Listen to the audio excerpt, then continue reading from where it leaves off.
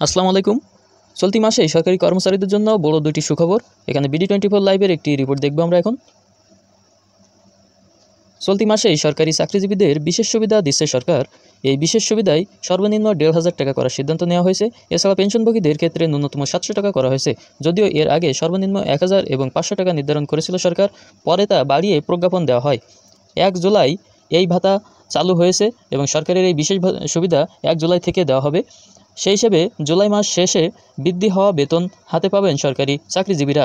তবে এর সাথে আরও দুটি সুখবর রয়েছে, যেমন সরকারি কর্মচারীদের বিরুদ্ধে শাস্তিমূলক ব্যবস্থা নেওয়ার আগে ৩ সদস্যের তদন্ত কমিটি গঠনের বিধান রেখে সরকারি চাকরি দ্বিতীয় সংশোধন অধ্যাদেশ ২০২৫ প্রস্তাব অনুমোদন দিয়েছে উপদেষ্টা পরিষদ। এর ফলে সরকারি কর্মকর্তা কর্মচারীদের বিরুদ্ধে তদন্ত ছাড়া শাস্তি দেওয়া যাবে না।